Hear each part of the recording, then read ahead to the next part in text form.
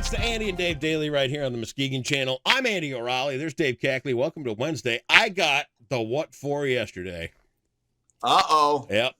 I got Steph called. And you know, when Steph calls, you listen, right? She was upset about the bottle back here with Grover. Oh, you know why? Because it's blocking things? Well, she didn't really understand what the bottle was all about, right?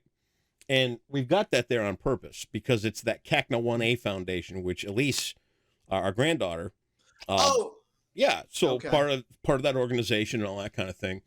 And we'd like to generate a little awareness. So that sits there now. And Steph's like, what is that bottle and why is it in the middle of all my Muppets?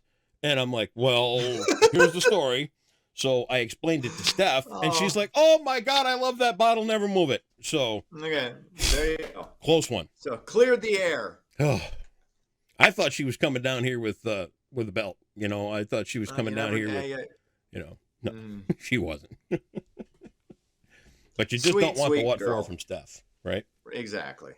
But anyway, so hey, we haven't checked with you. What's new with you this week? Anything good? What's new with me? I got nothing going on, man. I had a very uberly productive Tuesday. Really? It was one of those things where I came here, I did the traffic, did the podcast, went to the custom countertop company, knocked out a few units there, and then I was just going to go home and nap. Like I don't want to work out, I don't want to do any of that. Then it worked out for an hour and a half. Wow. Then I rewarded myself with a rotisserie chicken. Did you eat the whole thing? So yeah, you know, a good chunk of it. In the car?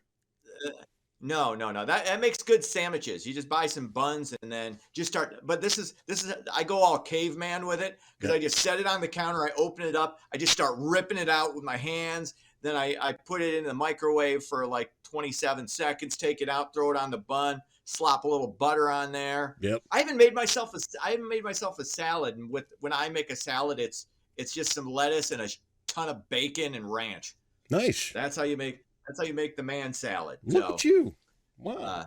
Yeah, you know, and then amazing. Yeah, I was in bed by 7:00. It was awesome. Yeah, well, you missed Wheel of Fortune, which shit.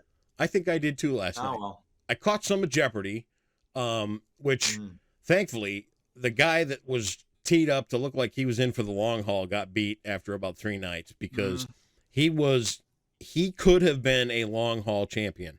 Yeah. He was as blank as a fart. And I'm thinking, if I have to sit through Jeopardy for weeks on end with this guy, we're going to have a problem.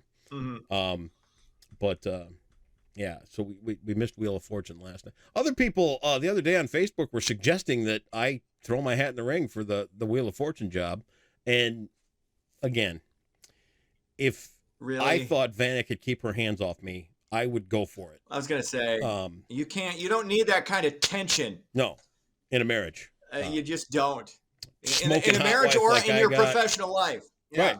And it's the last thing I need is those kind of headaches. So, you know, exactly. Cindy standing just off camera, giving her the stink eye and all that stuff. And it's, you know, it's just an act, you know, on TV. Right. You're playing a role. Yeah. So, we're going to hold off on the application for the wheel thing for now. Okay. Yeah. For now. All right. So, anyway. Oh God. I got something I want to show you. Wednesday, right? I got something I want to show you, but I might wait for tomorrow. Okay. Oh, good tease. That's a good tease because I have no idea what it could be. Well, it's right there. All right.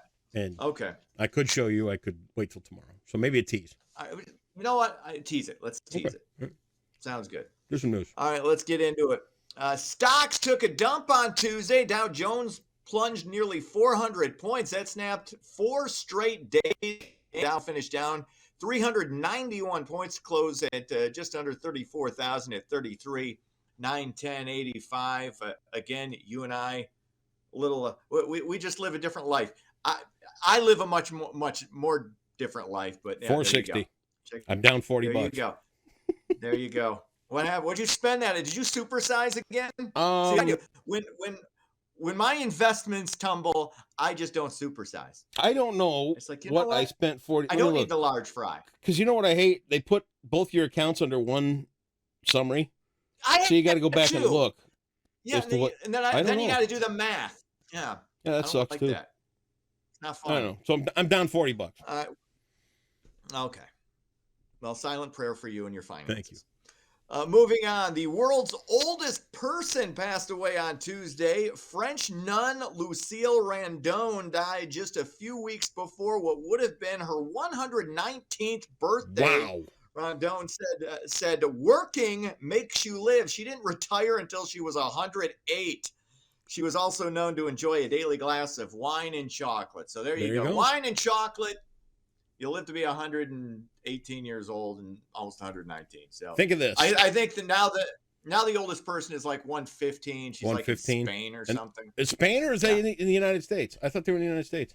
Oh, I think she was born in the U.S. She lives in Spain. Oh, okay. All right. I think we might claim her. Think I can't of remember this. what her name was, though. Think of this. Think of the innovation and world change that somebody at 119 saw today. And then think of what somebody who may live that long in the future, think of the innovation and world change that they'll see in that time span. I mean, it's interesting because the last 100 years, we saw some real stuff. Oh, crazy. Yeah.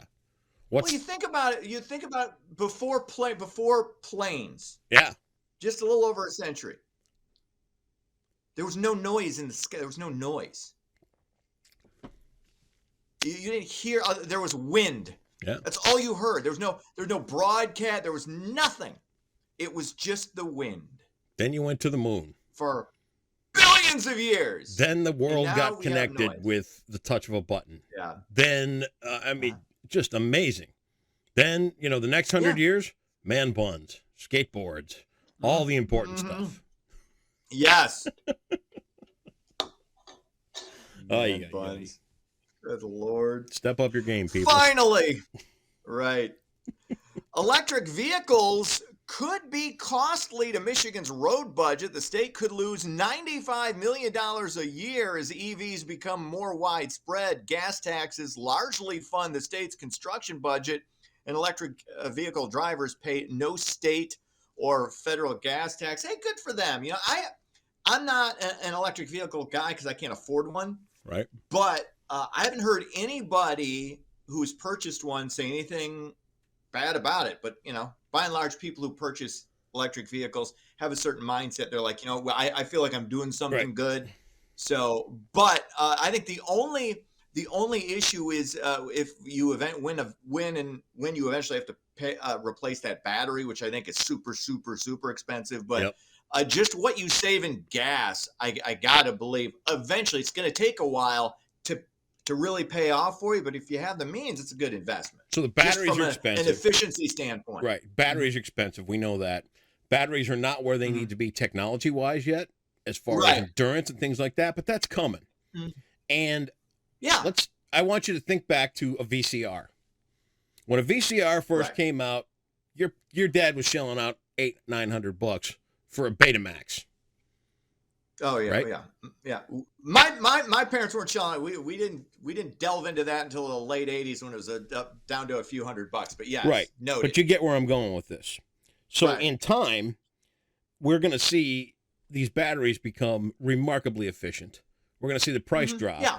And I'm going to tell you what, I've ridden in an electric vehicle. It was wicked, badass fast. And the feel and the drive and everything. It was a Cadillac that this guy had with, and I could not believe what we were in. And this whole idea of, oh my God, it's going to break down in the middle of nowhere. I'm going to be Shanghai. It's like, no, dumbass, listen. There's an engine inside of it that's a generator. So there's a little gas that's going to keep your battery running. And don't buy into all the bullshit you're hearing on the web that you're going to be stranded in the middle of nowhere with buzzards flying around you because your battery died. Well, wake up.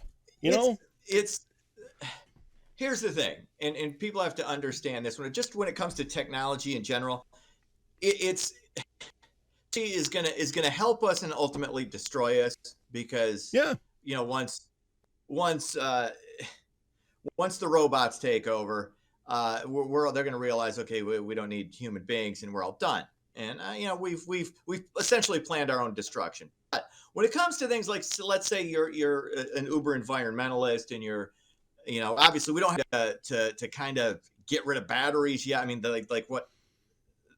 that's a whole nother mess.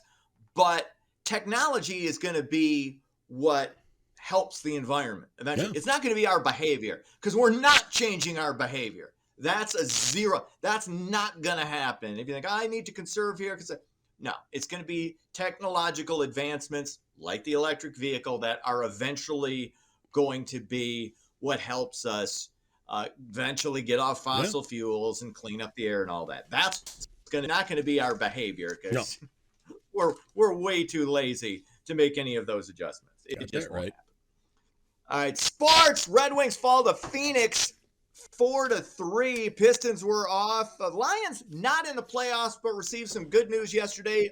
Offensive coach Johnson returning for the 2023 season. The 36-year-old was up for multiple head coaching jobs. And Lions, of course, had the number 5 ranked offense. Scored a lot of points. So good news, Lion fans, looking bright for next year. When other teams want your people, that's when you know you're an organization on the upswing. So there you go. That's sports. Yeah, that's I can't wait. All right, 23,200 is where we left off yesterday. It is, again, Martin Luther King Jr.'s life, this time for 1,000. Okay. This Alabama City National Voting Rights Museum includes exhibits on Martin Luther King Jr. and Jesse Jackson. There's a freebie. Is it the Black History Museum? I'm not even sure if that it's not. Did you listen to the question? Because that's the wrong answer, and I'm going to take the away museum 1,000. Because here's why you can't be a host, because you kind of go through it. You don't read the question again. I'm going to take my wrong answer here. I'm going to take it, but I want you to read the question again. Here's why you can't be a contestant, because you have no attention span, and you can't pay attention. Okay. Could be. This Alabama City's National Voting Rights Museum includes exhibits on Martin Luther King Jr. and Jesse Jackson. I focused on them, which I think exists somewhere, but I didn't focus on the city. I'm going with Birmingham, but I already answered it wrong because, that one was completely on me because I focused on the museum and not the city. This one's wrong twice. The cities. And not only should I probably hit you in the head with something, Selma. Okay, that makes more sense. Yeah, the introspective look of Dave. Wow. Do that again. Look off that way. Like you were just... Wow. That's amazing. Look at him. Dave, have yourself a great Wednesday. Hey, I'm a thinker. You are. Deep thinker. See ya!